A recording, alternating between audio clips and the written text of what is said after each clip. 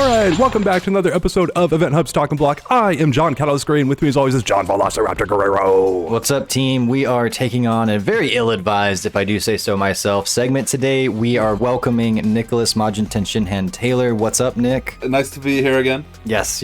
Well, we say that now. We'll see what happens in a few minutes from now. But we are going to talk about power levels in Street Fighter. Why? I don't know. I guess it sounded fun in the writer's room, but here we are. And so we're going to hash out what we think are the top 10, have a little debate, a little back and forth here. But I'm going to turn it over to John because, John, you've been looking at this pretty extensively. You've been doing research. What's coming down the pike for us?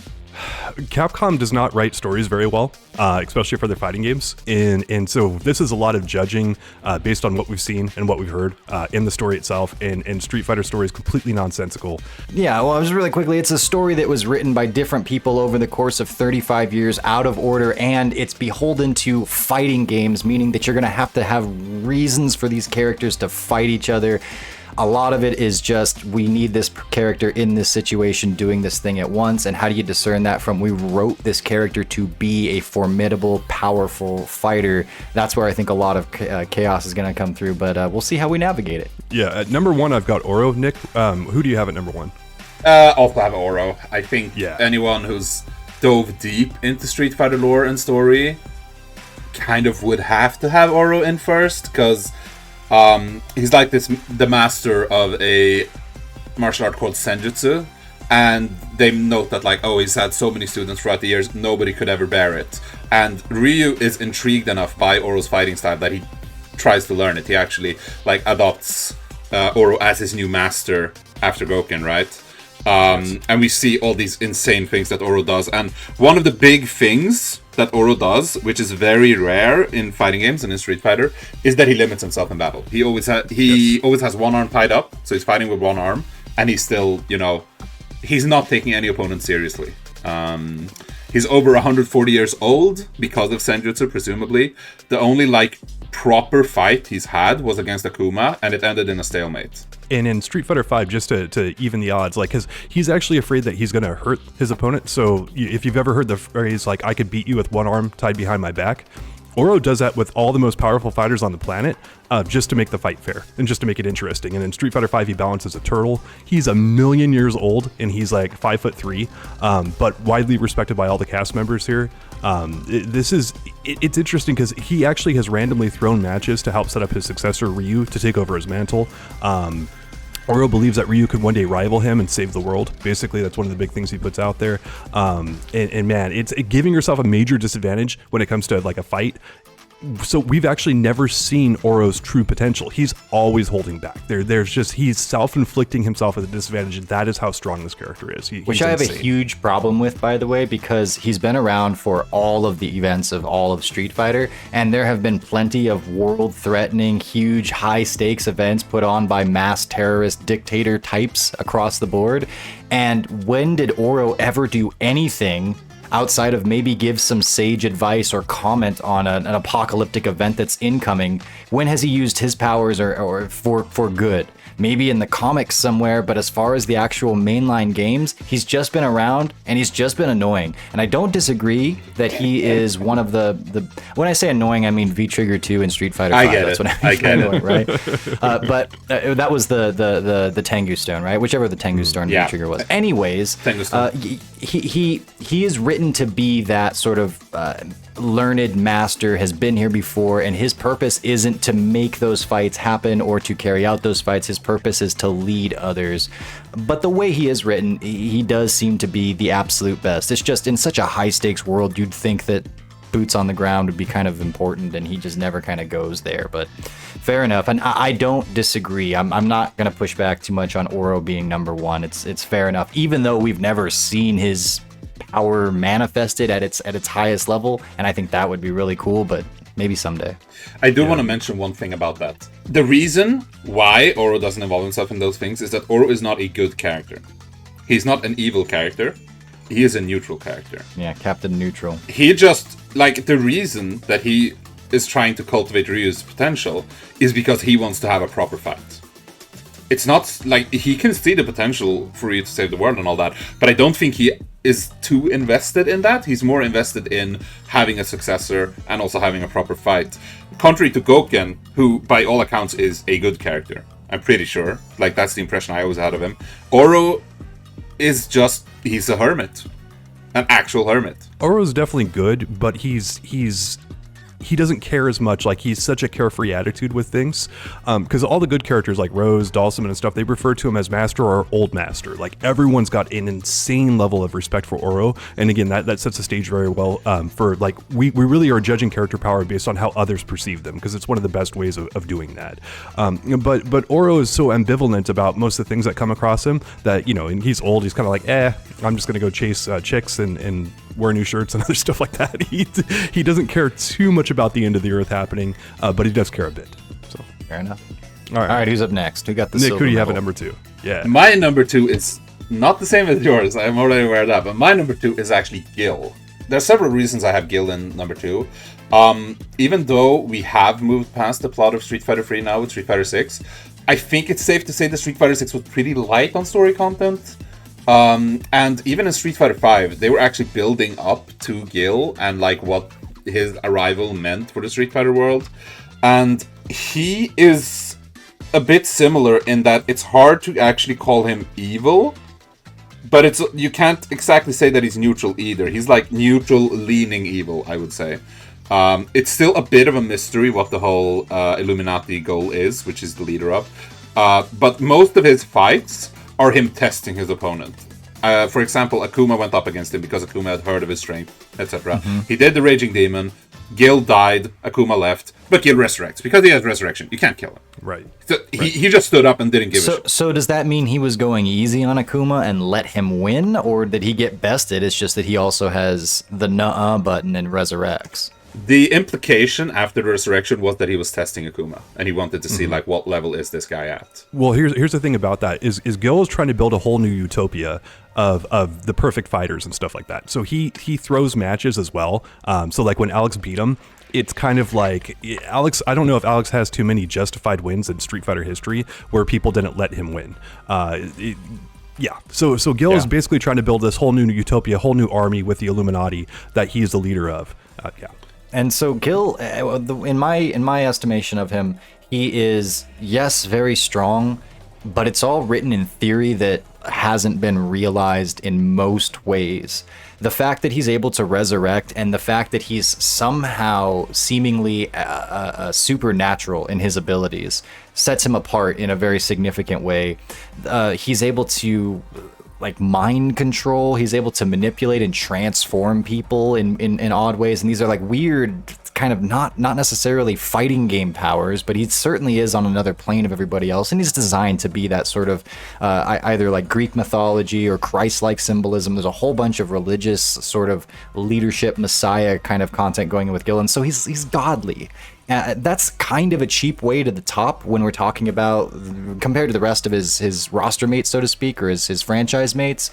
But he is that. And so while we haven't seen him exercise his power, we've only seen little glimpses of it, it does seem to be up there.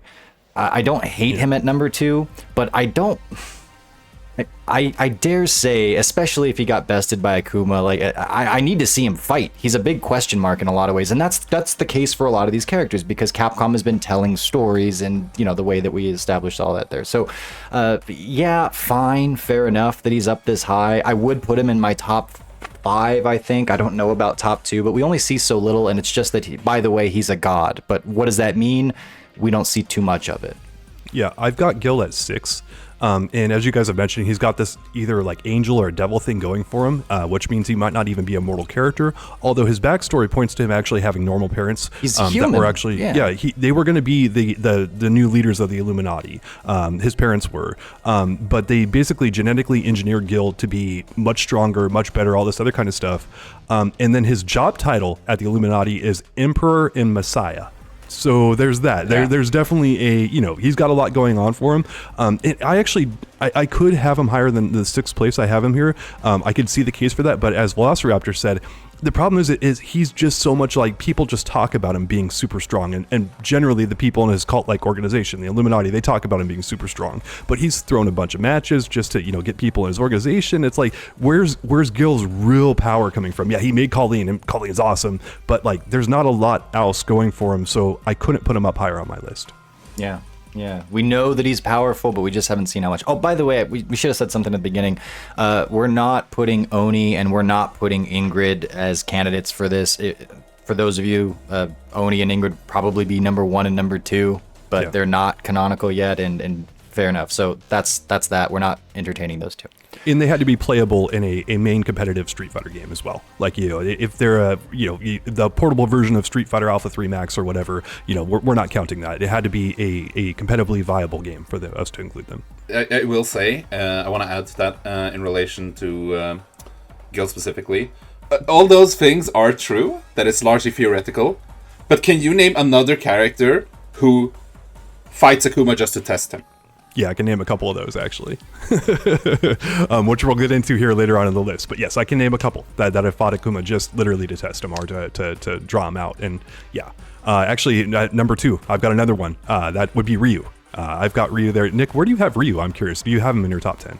I have him in my fourth slot. So Ryu at number 2, he's the poster boy of the franchise and has been listed numerous times as having like near limitless potential thanks to the Dark Kado. Oro wants to mentor him. We've already talked about that and have him take over his role. Numerous characters in many situations have constantly pointed to Ryu as having the most power and ability in the franchise. And really this falls into the the protagonist rule of, if you're the main protagonist, you're going to be very, very, very strong. A few other characters are going to qualify for the list based on that alone.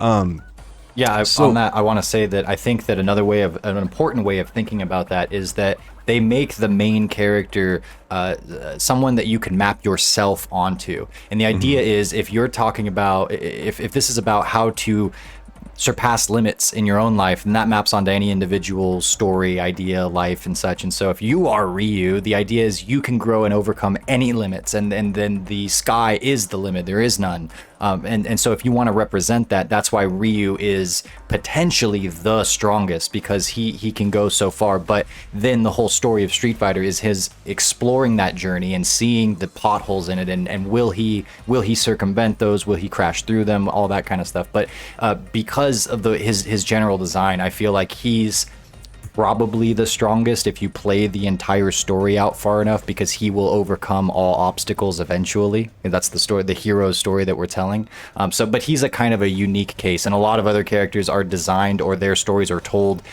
in juxtaposition to, or just to feed into Ryu's story, to play a role in Ryu's story. Since I have Ryu lower, I feel like I might want to justify why I have him lower than another character that we've mentioned a few times. For me personally, I cannot place Ryu above Akuma because we haven't seen the end to their fight. Yeah. We have not gotten a proper conclusion to Ryu versus Akuma, and the start of their rivalry is too light of a word, but their feud, whatever, is that Akuma is way too powerful, right? Without Ryu decisively defeating Akuma, I don't think, for me, that I could put him lower than Akuma until he's overcome that particular obstacle. Oh yeah, Velociraptor is talking about protagonists being really high on power levels, but villains in this franchise tend to be very, very powerful as well. That's one of the big things about it but with that, Ryu is always instrumental in taking down all the villains that surface. It's never a time where they're all the good guys band together and they're like, hey, let's go without Ryu. It's Ryu's always there, and usually Ryu's landing the killing blow on all the major villains in the franchise. He's fighting Akuma. He's basically doing everything, and everyone's kind of a support character for him. All the good guys respect him, all the bad guys fear him. That's mainly why I have Ryu second overall. Is just his reputation is just stellar. This is a guy in Street Fighter 6, he's finally beaten the Dark Kado and he's embraced his full potential. At least it seems that way. He's wearing that mantle, seems like he's done some training with Oro. And again, if Oro thinks that Ryu can be his successor, the most powerful character, that's why I think that Ryu ends up as second overall. Yeah, and his power level has very clearly evolved heavily over the time, right? He was just a kid in Alpha, and he discovers that he has this extra power. Actually, that's Street Fighter 1, because he has the Satsui no Hado peek through when he beats Sagat. And then in like Alpha, and in Street Fighter 4, and then in Street Fighter 5, it's different segments of him realizing that there's this dark power, and then saying, do I want to engage the dark power or do I not? And then when he decides he doesn't want to, the next game is, how do I balance this dark power with the light power? And then in Street Fighter 5, he does that, and that allows him to take out Necalli. Once he's done that, he's balanced the dark Hado and integrated it along with the power of nothingness. He's able to beat Necalli, who was supposed to be this titanic force of nature. He's not. We have a video. Ryu on that. got some sheep shears. Yeah. Shave Necalli and beats him with one punch, and then he beats Bison with one Hadouken in that game. Powered up Bison, well, slightly depowered. Anyways, it's different, and he is. Street Fighter 3's story was written a long time ago with different. Ryu wasn't even initially supposed to be in that game early on. Especially back then, they knew that this was going to be told later in the story overall, but they still wanted Ryu in this kind of position of training and growth. The way they got there, when they finally filled in the gaps and told the stories of Street Fighter 4 and 5, Ryu is much farther along than I think he was originally shown to be in Street Fighter 3. Like, for instance, he still goes even with Ken, and we'll talk about Ken and his role that he plays here. But all that to say, I think he's a lot closer to Oro's power now, with the way the story has actually played out. Once he synthesizes the Dark Hado and the power of nothingness, I think he levels up massively. And then if he has been trained by Oro after that, and that's where we are in Street Fighter 6, it'll be interesting if they actually play out what happens with him and Akuma. It's finally time for that rematch. But yeah, back in Alpha, Akuma just wipes the floor with him, but he sees the potential, and that's why he spares him and says, realize that potential or I'll kill you. And then once you do realize that potential, I'm going to try to kill you. Yeah, basically. And I will also underline that I do 100% agree with what you were saying, that the natural end point for Street Fighter, like if it's a curve, then eventually Ryu will be number one. Like, 100%. That is how his story has been laid out. That's how every character interacts with him. So I definitely agree that if we're talking like potential, if we're talking who's going to be the strongest in current Street Fighter timeline plus 30 years, it's going to be Ryu. But as of right now, I cannot overlook that he hasn't beaten Akuma. Sure. Actually, so we've talked about him a lot. Nick, where do you have Akuma at? I have him at third. So for me, it was Oro, Gill, and then Akuma, and then Ryu in fourth. Akuma is, I would say, he's a pretty good barometer for Street Fighter. A big way to see if a character is considered powerful or not in the Street Fighter lore is how Akuma interacts with them. Because with most characters, like if he's fighting Ibuki, I love Ibuki. She's not particularly powerful. Then he's just gonna, ignore her. Or he's gonna completely ignore her or just like say something mean and then leave. Not even worth killing, right? Which is a contrast to how it was with Ryu, where it was a deliberate choice to leave him alive. It's not that he wasn't worth killing; it was he's worth sparing, and that's a different type of thing. So how Akuma interacts with other characters and how he views other characters is always like a big way to see how powerful they are. And I think the fact that we both have Oro in first place shows that we have very high reverence for Oro's place in the story. And Akuma did fight against Oro, and they ended it in a stalemate, as we mentioned earlier. How would that, like, both of them judge that if we keep fighting, both of us are going to die, and I'd rather not die right now. Is that actually what would have happened? We don't know, but both characters believe this to be the case. So if Oro considers you strong enough to actually kill him, that's going to put you really high on the list. Yeah. And I think actually Oro even fought him with one hand behind his back still. That's how crazy. Yeah, that's probably true, actually. Yeah. And so when Akuma faces off against the most powerful fighters in the franchise, he often emerges victorious. That's why I also have him at third.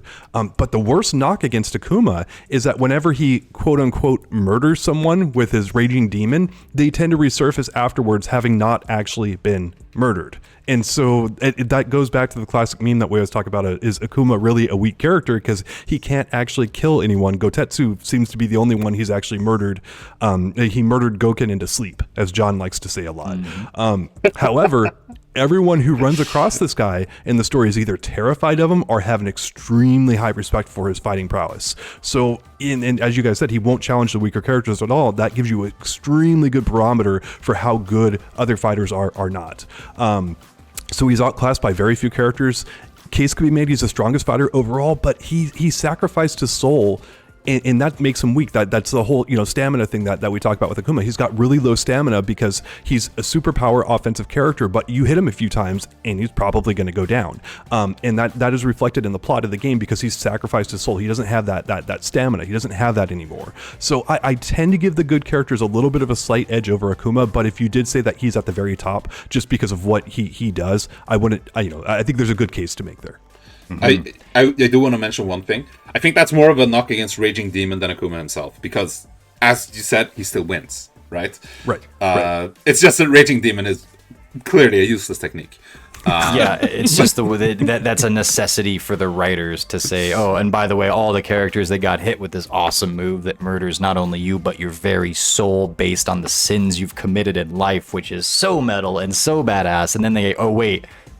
If we do that, we're going to start losing characters. So then we have to Deus Ex Machina, and Guy got out of it, and Gill got out of it, and Gen got out of it, and Goken woke up. Yeah, so I think Akuma is number 3 for me. I believe that was the same for you, John? Yeah, I've got him at 3rd. Yeah. Yeah. So now I actually want to get into someone who has murdered characters on the thing and done substantially evil things, and that's M. Bison. I've got him at number 4. He's whack. Bison has murdered the heck out of Nash twice. He killed Chun-Li's dad. He's killed a bunch of other people we actually know and are substantial in this game. And speaking of ending the earth or while dominating, Bison has almost done that numerous times now in numerous different ways, and he would have gotten away with it too if it wasn't for those meddling Street Fighter kids. Bison is constantly doing awesome stuff. Not only is Bison awesome and is on his own, he has an entire army that you have to beat down as well just to get to him, and when he's defeated, he pops into another body. He's almost impossible to kill, and although it apparently happened for the first time for real in Street Fighter V, where the characters claim Bison's actually gone for good, he's dead, we'll see. This guy's probably going to pop up in another body as DLC because, hey, that's what he does, but he's infusing himself with new abilities and new things all the time. The fact that beating him in single combat is basically proven impossible for near everyone except Akuma speaks heavily to how strong Bison is. It takes an army to beat Bison, a whole team of good guys. He's a freaking badass, and he's actually, unlike all the other bad guys that we're going to talk about, he's actually accomplished evil stuff. What has Gill or G actually done besides talk about what they're going to do? But you can point at Bison and be like, oh wow, he's actually done a bunch of stuff. He's not just talk. And here's the thing about it, Bison, just like Dennis and Always Sunny in Philadelphia, has minions, tons of minions, and those minions are actually playable in the form of Vega, Balrog, Sagat formerly, and Cammy formerly. This is a guy who not only stands on his own, he stands with an army. This is one of the best and most amazing villains we've had in fighting games, and that's how come I've got Bison at number 4. He's awesome. I don't think him having an army makes him powerful. It makes him a powerful force. It's a part of him as a part of his power. It's a part of his power. I can see how it gives him force, but if we're talking about the strong character, I don't think that lends itself to him personally as a character. And you mentioned that he wins most of his fights. I actually don't remember a single fight that he won. Let me see. Because I'm trying to remember he got bodied by Akuma, and you did say that. He fought Chun-Li's dad and killed him. Yes, yes. He killed Nash. He murdered Nash. Nash is the main character. He killed him twice. Am I not misremembering? Because I remember Nash getting gunned down by a helicopter. Yeah, but it was with Bison's orders. Bison emerged from there and said, "Hey, shoot this man and kill him." The order and the influence is one thing, but character power, which I would say is different, depends on how you approach this. But I'd think that Bison has a lot of influence, and that's something about his personality. I think he has a lot of scientists creating devices that amplify his abilities, and that's when he's at his most powerful. But he's using technology to get there, kind of like Lex Luthor. Lex Luthor in his suit is different than Lex Luthor as an individual outside of it. Gill used technology to get as strong as he does. The Illuminati baked in his DNA and did a bunch of other stuff to enhance it as well. Right, but he is that strong because of it.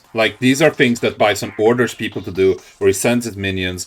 Bison himself in a fight does not have these abilities. and he's been getting progressively weaker. Bison was at his strongest in the alpha days and was defeated. And by the way, he was using that psycho drive as a huge part of what empowered him there. That's when he was at his most powerful, and he was still thwarted by, like, at the youngest version of Ryu and friends. But then when he comes back, he's weaker, and he gets bodied by Akuma, like, effortlessly in Street Fighter 2 times. He's just kind of around in Street Fighter 4 because they wanted to have Bison, but there's not a lot to the story. He's just like, he was resurrected after he was in Rose's body for a little while. We brought him back because we want you to buy the game. And then in Street Fighter 5... I would argue that Bison's actually very powerful in 5 because he has all the psycho the black satellites moons, that are where he's using again an enhancement from all that, and he's still handled easily by Ryu after the Nash thing. Yes, after but Nash, he's like a single little fireball, and that takes Bison out. So he relies on a lot of other tangential things to be this powerful. He does get his ass handed to him a lot, and he's getting progressively weaker. I actually think that Bison, there's something to be said. He does wield psycho power, and that's part of him. But like, we've had so little seeing him just fight as Bison, and when we do, it's to see him, you know, like, just get bodied by Akuma real quick. I at first I went into this thinking that Bison was going to easily be a top 5. How could he not? I don't think Bison's a top 5 character in this as I look at it. If you separate the fact that he's using a lot of secondary sources for his power and dependent on them, and yeah, he loses a lot too. Yeah, I do have Bison in my top 10, but I don't have him in my top 5. And I think the main thing for Bison that speaks in his favor is that we talked about Psycho Power, obviously, right? Psycho Power is really powerful. He uses it in a lot of interesting ways. But if we're because at least for me, when we're talking about the most powerful Street Fighter characters, I'm thinking a 1v1 scenario, like they're fighting. Like, he doesn't have his army and stuff. That's not what I consider strong. Powerful maybe, but it's a different kind of distinction. Like, he has a lot of force because of it. Mm-hmm. And in a 1v1, I have him in 8th. 8th, okay. Yeah. And he's a good villain, by the way. Like, in all this, like, he's murdered people, he's hit people in the fields, he's done horrible things, and he has wielded the power that he has had in a very good way. So I'm not saying Bison's not a good villain and he's not a great character, but as far as a powerful character, I think there are those that are better. I agree 100% with that. I do think he's a great villain. I agree with everything you said about, like, the influence he's had and, like, what he means for Street Fighter. I think he's a great villain. He's a great character. I just think his results just are not there to put him particularly high. I would put him over Nash. Yeah, that's pretty true. He beats the dead guy. All right, Nick, where do you have G? I don't have G at all because we haven't seen anything from him. Ooh. Yeah, he's okay. I think G is absolutely potentially a powerful character. But he wasn't even in Street Fighter 5 story. They came out later. His potential. Yeah, they came out later and were like, oh, by the way, he's the final boss of Street Fighter 5. And it's like, no, he isn't. He's not even in it. Like, he's a DLC character. He's a cool character. And they keep talking about how powerful he is. He's done nothing. I played his character story. Like, I didn't even read him as a villain when I played that. I didn't get that until they randomly said that in some interview or something. They were like, oh, he's the main villain. I was like, what? What are you talking about? Like, I think they have ideas for G, they just never told us about them. And I can't judge them on what's in their head that I don't know about. Okay, so you don't have G, do you have Q on your list by chance? It's the same thing with Q. He's too unknown. Yes. Nothing is known about him, so I can't have him on my list, even though... If you guys want to know about Q and G, by the way, there's an awesome video on our channel that is popping up on the top left-hand corner of your screen right now that you can check out next. Nice. No, I think G and Q are definitely characters that once we understand more about them or we see them interact more with other characters, they could go very high. Like, either of them could be number 1 even, potentially, but we haven't seen that. So I don't have them on my list because they're too unknown. I've got G or Q at 5th on my list, but I completely concede that they're a really hard character to rate because not only that, what you said, but they also throw matches to get people to follow them, like against characters like Rashid and Manat, who are not very strong on the power level here. However, he's going to destroy the Earth, and only a few characters in the franchise are actually capable of doing that. Like, Earth destructive powers are really, really, really rare in Street Fighter, and Oro, Rose, a bunch of other characters who just know what he's capable of are like, oh yeah, he's going to literally destroy the Earth here, as if like a glacier fell into it or something like that. Shout out to Capcom. Glacier falling into the sea. He's powered by Gaia, or the Earth, and so not only about to destroy the Earth, but the entire universe. He has universe-destroying powers. This guy does. So the big problem with G, or it might be Q or whatever, is he might be a puppet, and we're not sure who's pulling his strings. We don't know. He's losing a ton of fights. It's like, oh, what do we do with this guy? He's so unknown. So for what we know about him being able to destroy on a massive scale, that has to put him up there, in my opinion, in terms of his power. But he can fall apart so quickly because he just literally might be a puppet. He might be kind of whatever. So I've got him at 5th. Yeah. Are we even sure he lost those fights to Rashid and to Manat? I seem to remember he was actually surprising them and was actually more powerful. Are we sure of anything about this character? Like, I don't feel like we know anything about him. And that's not super here nor there, because the establishes that he could beat them even if he didn't. Nick, you're not wrong that this is all for the most part in potential, but why G is a solid lock for me in my top 5 most powerful characters is because he was written to specifically be that. He exists as some kind of apocalyptic force of nature that none of the established characters can even begin to affect. And like Gill runs into him and goes, this is peculiar and maybe I've seen it somewhere else, but I don't know. And all of these really high level characters have either fear or at least respect for him. And apparently Rose has to use her new time travel powers that are kind of out of left field to go back and try to stop him at some other earlier point. We don't know how that plays out, and Capcom has abandoned that storyline for now, hasn't said anything about it apparently in Street Fighter 6, but G was created to be this kind of villainous force that is going to end all, and like there is no way of reading that outside of absolute power. To me, is it the most? I don't know, because you're probably going to have forces that come up and push against it and stop that apocalypse from happening. But like he starts at a level that's matter of fact higher than almost everybody else, because of that's just how he's designed. So even with such little information on him, because he is that, whatever he is that. And I don't think he is Q, by the way. I think Q is one of many people that are mind controlled by G. That's my theory, or that's not even my original, but that's what I think it is. And I think he's way up there, even with just the little bit that we know about him. Okay, I have a statement on G, with taking everything into consideration that you guys just said. Mm-hmm. I'll care about G when Capcom cares about G. Yeah, fair enough. That's really fair. That is so. Nick, I'm curious. Who do you have at number 5? Well, I'm glad you asked.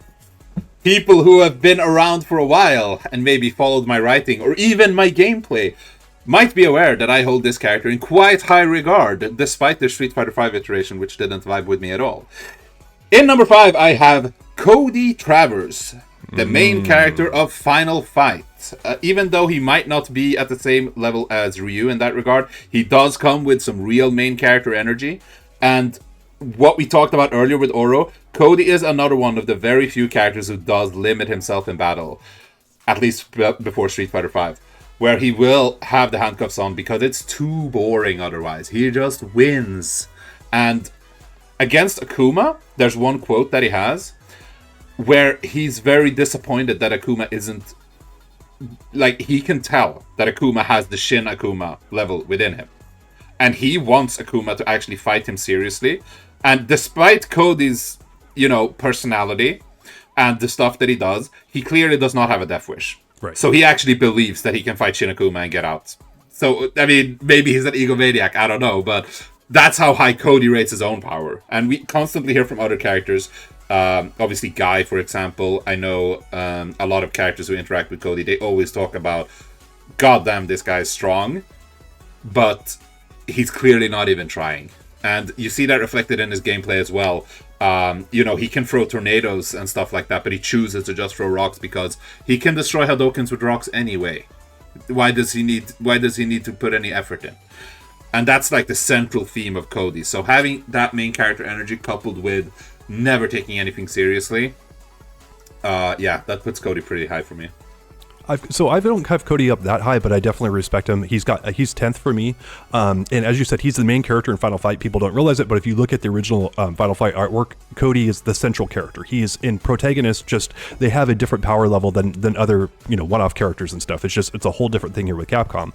And then Streets of Fire, which is a movie like Willem Dafoe and other stuff. That's actually where Cody comes from. The main character in that movie is Tom Cody, so that's he was based off of and whatnot, just to back up like how strong of a protagonist he is. And then in the Udon comics, Cody actually almost beats Ryu before Ryu comes back with the Dark Ado. So I mean, again, if you can beat Ryu, like he was basically beat, and then Ryu does his sucker punch crap again. That was my favorite issue of the comics, by the way. Yeah. So Cody is definitely strong. I can't have him like that strong because there's not enough evidence pointing to Cody actually. We talk about people beating each other and stuff like that. Like Cody doesn't have a lot of wins under his belt. It's a lot of assumed power, but he's definitely up there. Yeah, I think I just want to mention before you jump in, Raptor. I think they also this goes back to what we started talking about. These games are made by different people. With different expectations, different views on characters. I think Cody got gimped to hell and back in Street Fighter V because they took off his limitations, and he still doesn't really have anything to show for it, which is at odds with how Cody has been portrayed up until that point. I'm not gonna go here and say like, oh no, Street Fighter V Cody isn't canon because I don't like it. It's not like that. I'm just saying, I think Street Fighter V is not a accurate representation of how Cody had been up until that point. But maybe that's how Cody is going to be portrayed from now on out. I don't know. If that's the case, then, he would probably go down for me. But I'm basing this on like Cody's history in the Street Fighter and Final Fight franchise. And with the whole in mind, I think he goes pretty.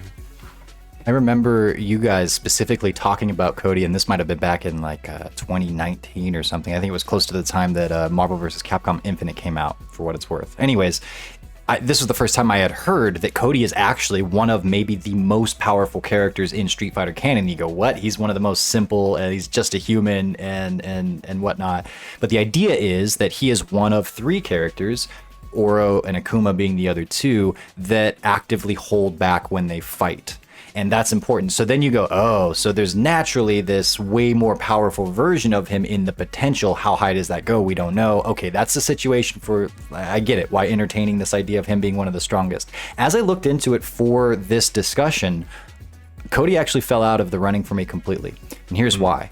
He is strong, and he can do things like when he throws an uppercut, a wind, like a tornado can appear, or he can punch through an entire wall, a brick wall, and escape prison anytime he wants, and he just chooses not to, even with handcuffs on. And he's restricted, and on and all that, and you guys listed that stuff very well. But here's the thing. When I looked into it, I don't feel like Cody was written to be strong. I think Cody was written with the idea of apathy and how that plays on an individual, and that's more the reason why he's holding back, why he's bored, why he's handcuffed. And it's a really cool way to approach a character, because you go, look, if you just cared, you could be so much more, you could do so much more, and then that's so apparent to the audience, and yet the character won't do it, and there's this tension that's very interesting, and you want to see him do it, and you also want to see how much he can get done without going there.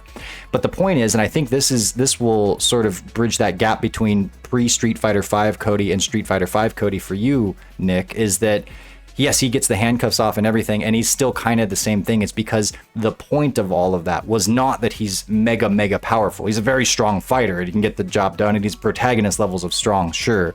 But that wasn't the idea. And even when the handcuffs come off, it's like, yeah, now he can just continue to play his role in things. He's not suddenly shooting up to being the same power or comparable as Oro now that the handcuffs are off, and it's because that wasn't the idea behind him to begin with. So I think he's more about exploring the themes of apathy and potential than he is about actual power. I don't know. I see where you're coming from, but I definitely think that he was written with like being powerful in mind, especially if we go back as far as Final Fight, because Final Fight and Street Fighter do share a universe. They're the same game basically. It's just it's because Final Fight was originally called Street Fighter 89, I believe. So yeah, but I do think that Street Fighter V in general does like speak against him. Yeah, I don't know. He's a hard character to judge. Like, if I'm being completely honest, somewhere midway through Street Fighter V, I kind of checked out of Street Fighter lore because I felt like Capcom didn't really care, and I feel that somewhat as well when we talked about G a second ago, because they didn't really do anything with him. So a lot of this is based on earlier stuff, but yeah, I don't know. Cody is difficult in that sense, but I do think there's still a lot talking for the fact that he fights against Akuma and is like completely confident to take him down. He gets all these, everyone talks about him, you know, being such a powerful character and all of that stuff. I just think his presence is shown as being quite a powerful character, even though I would agree that his apathy is probably his central character trait post Final Fight, because that was not present in Final Fight. Right. And that does, I whatever it actually is, it is very interesting. And that tension between potential but apathy and you having doubts or thinking that the world isn't worth saving or whatever the motivations for being that apathetic are, I think that is one of the things that makes the character so interesting and a very well written character in that respect. And that's why I think he'd be one of your favorites, is because of that. So yeah. So Nick, have we covered your number 6? No, that was just my top 5. My number 6, we touched upon this character a little bit already. My number 6 is Ken. And Ken is framed in Street Fighter as being roughly equal to Ryu, I will say. During the Alpha days, I think they kind of pushed him being superior, and then Ryu kind of goes past him. But even in the days of Street Fighter 3, they are roughly equal. Not quite. Ryu is ahead, but the fact that Ryu like devotes his entire life to training and Ken doesn't do that, and Ken still manages to keep up with him, I think speaks a lot to Ken's power. And I think another thing that's worth looking at when it comes to Ken, because it's very I know Velociraptor mentioned something earlier, like they didn't have everything in mind by Street Fighter 3, like this thing of Ken keeping up with Ryu probably isn't something they still feel the same way. But Ken has stayed Ryu's rival. They didn't give Ryu a new rival. I would consider Akuma an enemy rather than a rival. And the fact that Ken is still his rival, because if we're looking at a different fighting game franchise like Tekken, Paul was originally Kazuya's rival. Paul is most definitely not Kazuya's rival anymore. That could easily have been what they would do with Ken if they didn't still respect him as a worthy rival to Ryu. I've got Ken at 8th, and as you say, his biggest claim to fame here is basically when he faces off against Ryu, but he also has faced off against like Bison and like the anime, and he's done extremely well there. But you could also chalk it up to that Ken does so well against Ryu because he's his training partner. He knows his buddy inside and out, and he does really well against his buddy. But when you throw him up against other people, maybe he's not as good. That's how come I have him at 8th and not higher up the list, even though like Ryu is second for me. I think that Ken's power level is implied. There's not a lot of big matches he's won. He doesn't have a lot of tournament matches. There's some other characters who've won more and accomplished more than Ken, but he's so close in proximity to Ryu. Like it's so heavily implied that he's right there that I think that Ken has to be fairly far up on most people's list. Yeah, he's not on mine, and I get it. I 100% hear you, and technically if we are using that metric of but he stays with Ryu all the time, then yes, you're right, I get it. But here's the thing.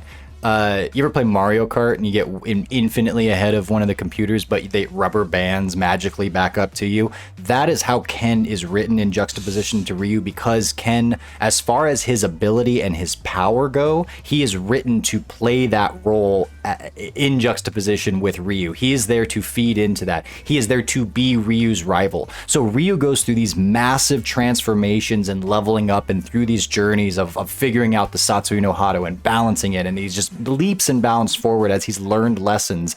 And then Ken, who has not been training and has been dealing with real life that's actually been drawing his attention away from fighting and away from training, and that's where Ken's personalized theming comes in, is that balance of what you want to do and exploring and fighting and growing in that avenue, but then also balancing having a family and running a business and how to juggle that stuff and keep your own sanity. Ken should be getting worse and should be getting a beer gut and such. But when they need him to come through, they just have him magically rubber band right to wherever Ryu is at, and he gives them a run for their money, and they go 49-49 or whatever. But like after Ryu has had, just in the Street Fighter V story, if Ken was equal to Ryu roughly at the beginning of that story, he shouldn't be equal to him at the end, because Ryu has this massive glow up and Ken does not. And that's happened multiple times. So yeah, they have Ken rubber band to Ryu for some obvious sentimental story reasons and because it serves a purpose. But is he actually that powerful? No, and he's not supposed to be. I mean,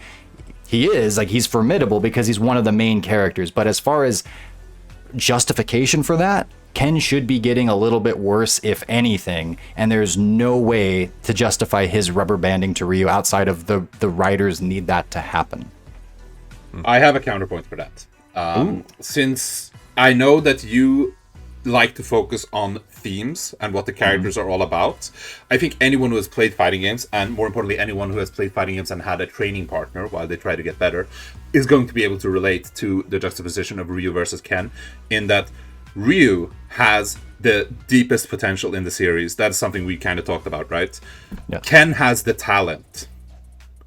So you might put in 3 times as much time as your training partner does. They still figure you out instantly. And eventually, you're going to get a point where they can't do that anymore.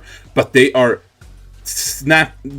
way better at just figuring out intuitively, here's what I need to do. Here's how I respond to this.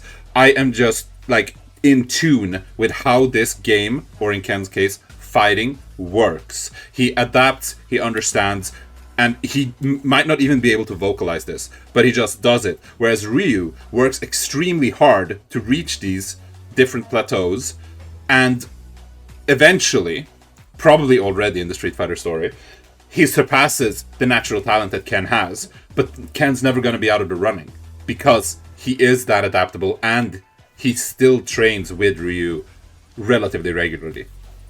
Yeah, I don't think that's written into it. Like, if the developers or the story writers were to really highlight that and show that with specific intent, then maybe. And even then, that to me is kind of like, that's not a very interesting. It could be. I take that back. Because that could be an interesting thing where like the sense of natural talent is so strong, and then you could get into the apathy of training and not having to train, and so like, what do you have? You're really good, but how good could you be? Sure. I don't think that they've been doing that though. I really think that they've just needed someone to be there, either to support Ryu, to show him the way forward as we saw in Alpha, or to test him, or to bring him back down. Ken has played a lot of those types of roles, but they're usually just in service to whatever the writers are trying to do with Ryu. So I hear you, and yeah, that could be a story that's written. I don't think that that's the intent here, for what it's worth, but fair enough. And also, if he had that, I think that there would be a lot more attention from these superpowers that are always trying to, like, all the bad guys are going after Ryu because they see his potential. If that were the case, like, there would be some discussion of Ken, and yes, he does come up in the Street Fighter 2 animated movie, and that's the one that Bison goes after. He goes after Ken and makes Violent Ken, so there is that. But Seth and Bison and everybody that's kind of, they keep using the same story of, we're just looking for strong fighters, hardly bring up Ken, where if that's the case, like, his potential is arguably way higher than Ryu's, and that doesn't really come up. I don't think his potential is necessarily higher, but I do think it is a stated intent, because if you look at Alpha, Ryu has already been training way longer than Ken has, but he still loses to Ken, because Ken is still above him at that point. Well, yeah, that's the very beginning of the story, though. Exactly, and I think that kind of highlights from the very start that Ken is more naturally talented, and he is able to keep up because of that, because I also feel like you're kind of looking at it as if Ken, you talked about the beer gut and stuff, like as if Ken doesn't train at all, but that's not the case. They very much highlight that Ken is actively training, just not as much as Ryu is, because Ken is working on all of these different things. But it's not like he's just, like, if his storyline was, he just sat in an office chair for 10 years. Sure, I would agree with you on that point then. But that's not what they've done. He is actively fighting, he is actively training, just not to the same extent as Ryu. And I feel like he is able to keep up, which is something they always talk about, is that Ken and Ryu, they bring each other to new heights. Would Ken be at this level without Ryu? No. Is that because the story writers need him to be there, as you said? I don't think so. I think it's more of a natural thing where, I mean, to an extent it is, of course, because every character does what the story writers need them to do. But I think it's more of a natural thing where rivalry will naturally bring you to higher heights. I know there's a story beat in Street Fighter 3 where he's kind of busy raising a son, Mel, and he says he doesn't really enter tournaments much, but if Ryu does, he will always enter. All right. Well, that's a big discussion there. I want to get into another character at number 7. That's Rose. That's where I have her. That's my favorite character, just to warn everyone in advance. But Rose literally states in her Street Fighter V ending that only she has the power to stop G from destroying the Earth and the universe. And she can also apparently time travel, as Velociraptor was mentioning before, because Deus Ex Machina, shouts to that. It's a new ability. So Rose could technically go back in time and kick the crap out of anyone, like when they're a baby or whatever, or do that kind of stuff. Who knows? But Street Fighter 6 takes place about 6 to 10 years after Third Strike. So if G was going to end the world, which he says he's going to do, Rose says he's going to do, Oro says he's going to do, Dhalsim says it's going to happen as well, it would have already happened by now. Somehow Rose went back in time and stopped G. She literally says again, I'm the only person who can do this. Rose also shares the same soul as Bison, who's very powerful in the franchise, although Bison is, questionable of what we talked about before. But Rose is able to confront and face off with major villains in the franchise who we know are extremely powerful with G and Bison and do something against them. She's also she's also Ryu's mentor and advisor. Again, Ryu is one of the most powerful characters in the franchise. Rose literally guides him throughout this. And this actually harkens back to JoJo's Bizarre Adventure, Lisa, who Rose is homage to. Lisa advises Joseph Joestar, and beats him in the first fight, does all this kind of stuff and whatnot. Rose does the same thing for Ryu. That's why Ryu has explicit trust of Rose, nothing but good motives. And just to go back to her, to Lisa, she's extremely powerful in JoJo's. She's a very strong Harmon user, and Rose is based on that. All these reasons are why Rose is a very strong character in the franchise. How her power manifests is a little bit different. She, does it through like foretelling and a bunch of other stuff and whatnot. She's a very pure and good character. Basically, wouldn't hurt a fly kind of thing. But she's very, very, very, very strong, but it's manifested in a different way. That's why I have her at 7th. What'd you think on Rose, Nick? I agree that she has a lot of powers. I just am not sure I don't have her in my top 10. I'll start off there. I'm not sure they manifest. I don't think she's weak in any way, but I'm not sure they manifest as fighting abilities necessarily. Like, okay, I don't know about this whole time travel thing. I remember that being a thing, but when I played her Street Fighter 5 story. But if that's, I wouldn't put that as a power, even though, as you said, like, oh, you can technically go back in time and kill them when they were a baby or something. But I wouldn't put that as fighting ability in the same way, even if it is a very extreme supernatural power. And as we established earlier, I rate Bison a lot lower than you do. So her being like a soul reflection of Bison in that sense, or like the good side of Bison that he exercised or whatever, it doesn't give her as many points for me, since I have Bison considerably lower. And she wouldn't be like she's Bison base power mirrored, right? Like she mirrors Bison in a way like a base power. Well, yeah, and then that's a strong one. But again, he's still augmented by the Psycho Drive and that, and then later on by the Black Moons and whatnot. So you wouldn't even have like the pumped up version of Bison, equivalent or mirrored version. So I kind of think of her in the same way. Like I would put her next to Bison, but then also she does have like apparently the ability to teleport time travel. It's not in the games really. It's just kind of whatever. That doesn't do a whole lot for me, even though yes, you could say, well, she goes back to just kills you in your crib or whatever. It's like, well, but then somebody else is going to have that ability, and we're going to have a Skynet situation and all that stuff. So yeah, like I do think Rose is formidable, and she's seen as one of the elders, and that does give her a few points. John, she stops G from destroying the universe. Allegedly, literally, she says she's the only one that can do it. Rose does not lie about this stuff. She stops G from destroying the universe. Yes, but is it because she's powerful, or is it because she's, the chosen one? And it's just not. It's not power in the same way that you'd say someone like Akuma is powerful, and like.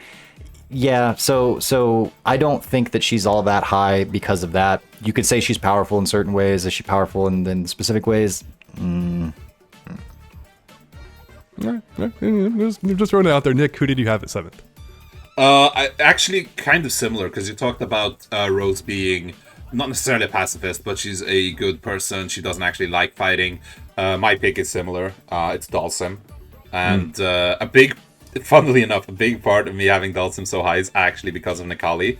As much as a dud as he was story-wise, one of the initial things in Street Fighter V was that Necalli's character story, they mentioned that only the strongest warriors even see Necalli. Like, he only shows up for the strongest warriors, and he shows up for 3 specific characters in that character story, which are Ryu, Bison, and Dhalsim.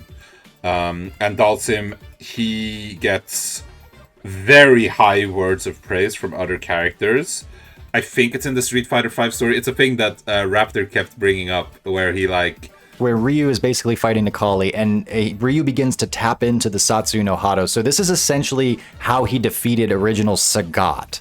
It was a big deal. Like, he almost killed Sagat, gave him his scar because he basically let this happen. Yeah. Ryu does that again against Necalli, starts to tap into it, goes for a punch. Dhalsim teleports in front of Ryu, absorbs the punch with the small of his back, while not looking at it, just like his attention's primarily on Necalli, as he's just like, hell, break it up. But I do also think that was written to serve a specific moment in a story, and it's not there to show how powerful Dhalsim is necessarily. It's more of him just... Dhalsim needed a cool moment to break up a fight, and that's how they chose to show it, more so than this is how powerful Dhalsim is. That's how I took that. I actually think it is to show how powerful Dhalsim is, but I also think that Dhalsim being one of the more powerful characters is something that, for me, came completely out of left field in Street Fighter V. In Street Fighter V, they very much wanted to establish him as one of the most powerful characters, and I mean, I can buy it. He's never been portrayed as weak, right? Mm-hmm. But I think Street Fighter V was where they really started to go with this narrative that, oh yeah, Dhalsim's actually like very high up there. And he also has a lot of these supernatural abilities. He does things that nobody else is able to do. But in his case, I would say that a lot of them are actually like very fit for fighting. Obviously, he has the stretchy limbs. He can teleport, which, Rose also can. Fire. He can breathe fire. He does all of these absolutely crazy things. And I think in general, since he is a peaceful person, his classic line is, "I am not fond of conflict," right? I think it would be very difficult for any character, even the ones above him on our list or on my list, to actually kill him. I think he's probably the most solid defensive fighter. Scissors. You need scissors. Yeah. Yeah, so one of the things that we talked about is how other characters perceive someone to be powerful. Now, Dhalsim didn't make my list. He definitely makes it as an honorable mention here. And that's Oro, because Oro doesn't respect very many people. Rose is the other person that Oro respects the hell out of, but besides that, it's Dhalsim. He actually goes and consults with Dhalsim, seeks out his advice, and for a guy as old and wise as Oro is, to seek out someone like Dhalsim for advice and for insight, that speaks very heavily to what Dhalsim is capable of kind of overall. The big problem I have with Dhalsim, like having up high on my list, is that he's a pacifist. Like, he really doesn't even believe in fighting. And so very often he's going off and investigating, and he's like helping people. He's not helping them with his combat abilities. He's helping them with his insight, with his wisdom. And so that's kind of why I don't have Dhalsim very high up there, but he is, his power level is definitely implied by Capcom, that he's somewhere up there pretty decently, again, heavily because of Oro. All right, Nick, you had Bison at 8th. Who is your 9th character? Well, my 9th character, it's actually my favorite character in the Street Fighter franchise. I think anyone who ever encountered me in Street Fighter V won't be very surprised to hear that it is Alex. And the thing we keep coming back to with all these characters, and which is obviously true of Alex as well, is how they're perceived by other characters. And 2 of the characters that I have higher up in my list than I have Alex gave very glowing praise to him as a character.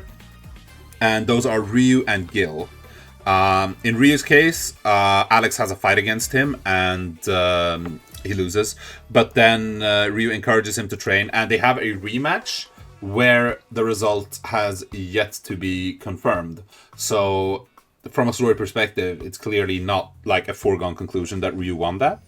And then we have Gill, who was number 2 in my list. He fights Alex. He does his usual thing. He probably throws the fight. He's testing him, whatever, as Gill does. And then after Alex wins, Gill notes, not to Alex, but like to himself, that there's something about Alex that intrigues him, but also something that concerns him.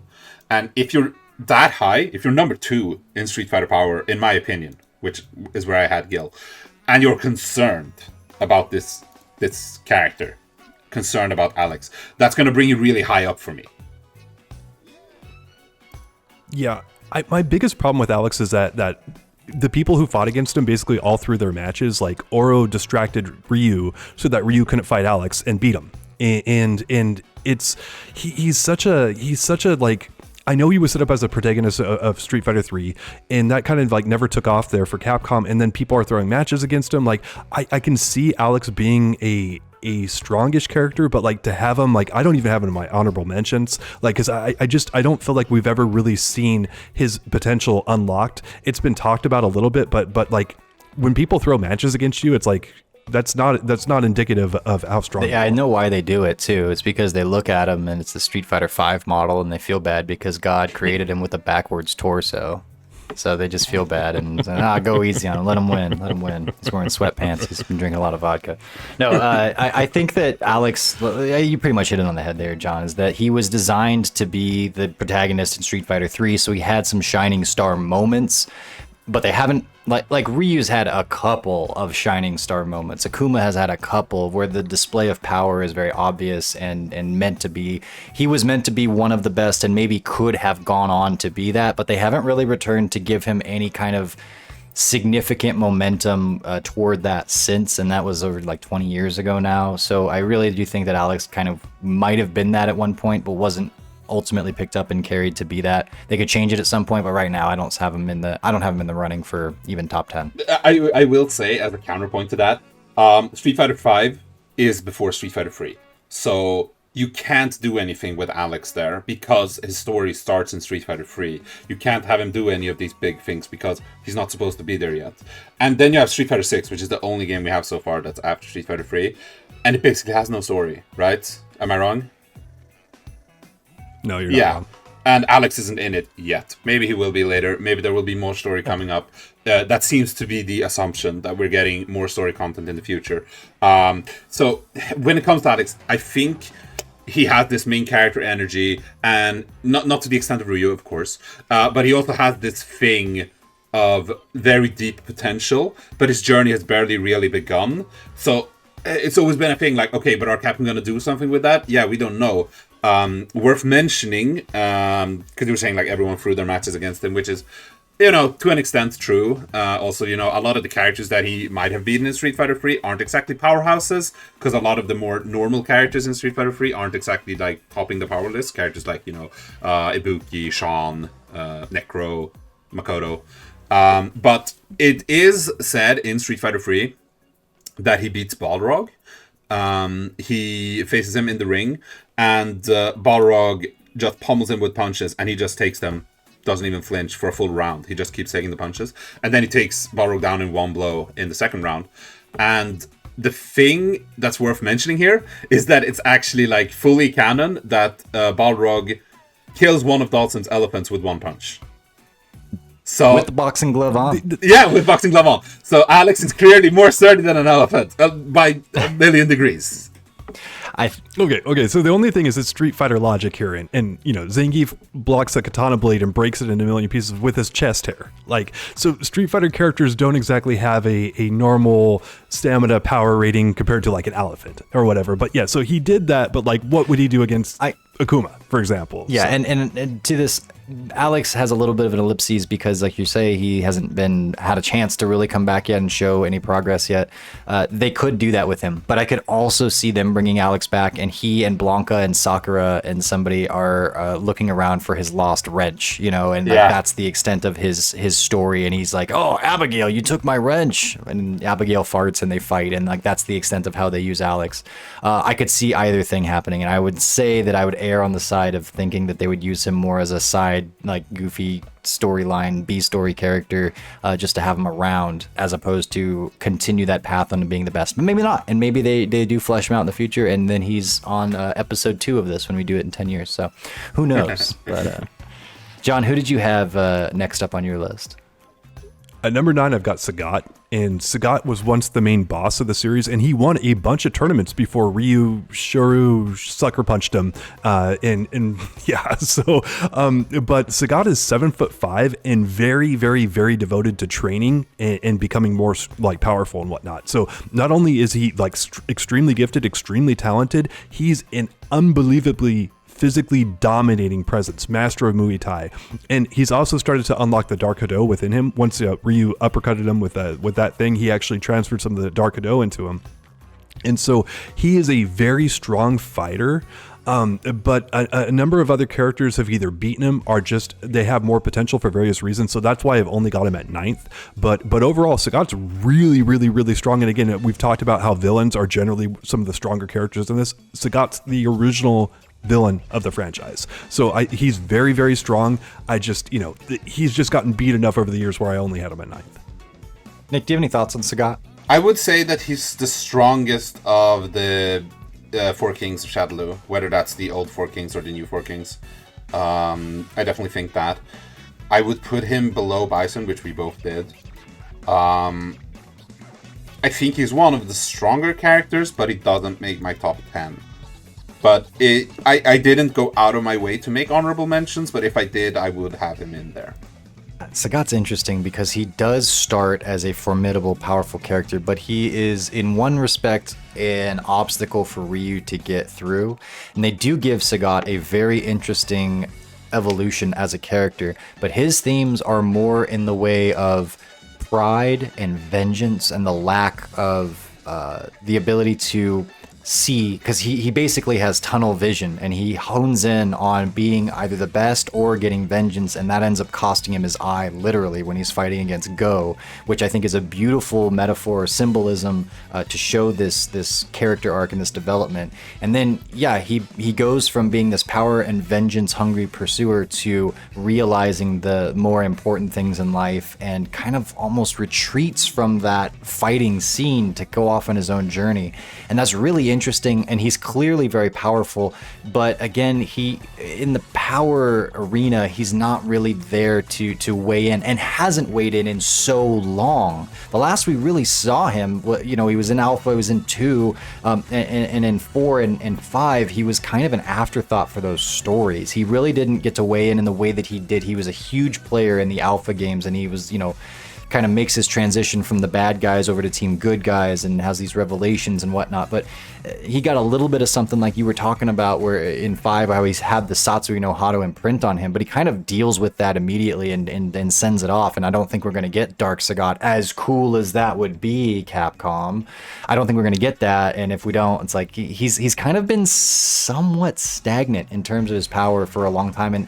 And also power hasn't been the point with him for a while. So yeah, he's there, and he's physically formidable, although I would have to say that if you're entertaining that, you also have to entertain like Zangief, and I don't think we have him on these lists too. But so I get it, but I wouldn't put him on my top list. Gotcha. So I've got one last honorable mention here. My top 10's known, and that would be Gin. Because Gin was an absolute legend back in the day, not on the level of some of the other characters at the top end of my list, but not far off. Akuma only challenges opponents who he feels are worthy, and he deems Gin to be that, until he finds out that Gin is actually heavily sick and decides to let him live. And so the main problem with Gin and why he's not in my top 10 is he's probably dead. Akuma killed him in Street Fighter 5. Yeah. He's also sick as hell with leukemia. And those are two major strikes against him. So this is more of a nod to his past self being a top 10 assassin and very well respected by numerous other characters in the franchise. He's killed hundreds of people and is thought to be invincible. Like literally that's part of the canon. That is what Gin is known as, but he's fallen so heavily from grace from being sick and then being dead. But it's Akuma who killed him, so maybe he's not really dead. No one's ever really gone. Yep. Especially not from Raging Demon. Go ahead, Nick. So I have my number 10 left. My number 10 is actually Guy. Yes, Guy, not Guile. So Guy, he is also a shared main character of Final Fight, even though Cody kind of took more of that mantle early on. He is the foremost practitioner of Bushin Ryu, and we keep seeing Bushin Ryu characters pop up. And in Street Fighter 4, I remember being surprised when I played this, but I don't remember. I think it was in Rose's own story. Like the story in Street Fighter 4 was like playing through arcade, right? But I remember Rose talking about like, oh, I need to seek him out. He has the potential. He can save us, etc. And I just like, okay, she's talking about Ryu.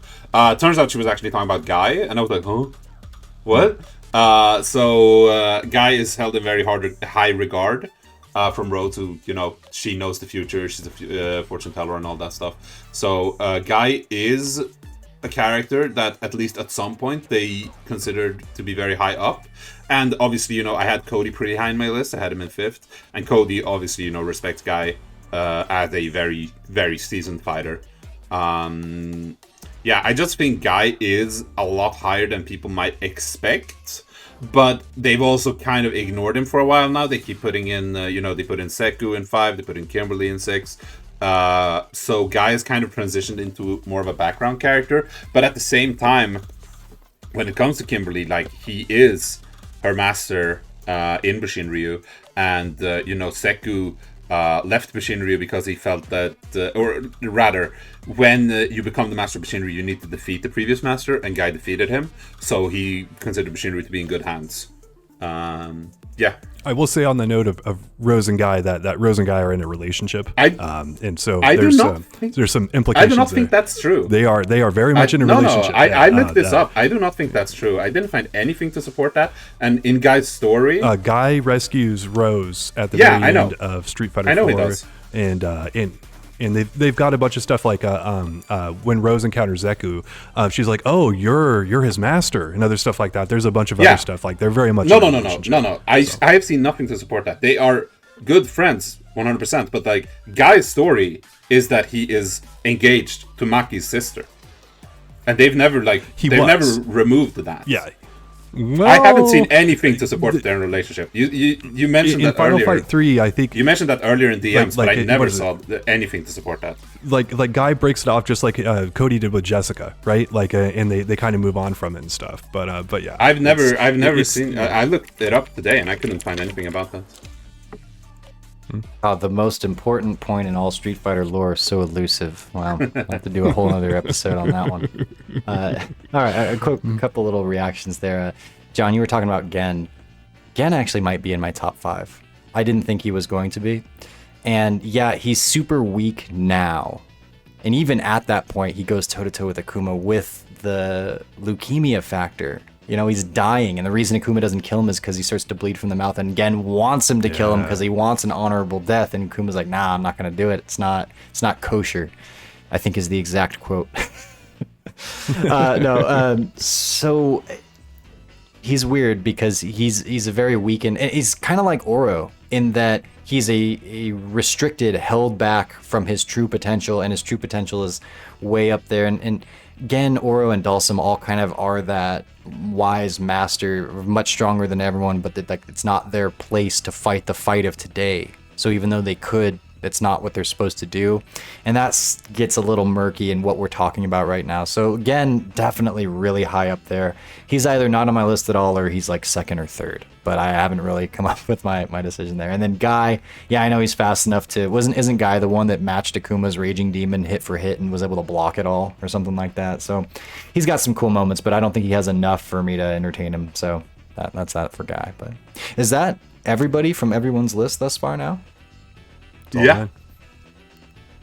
Okay, so there's our discussion. I don't know what you're going to do with it, except for react to it in the comments below and let us know, who do you agree with, who do you not, which characters did we miss entirely. Again, not Oni and not Ingrid. Yes, they'd probably be the best if they're around, but we're going to say they're non-canonical, and you're going to have to deal with that.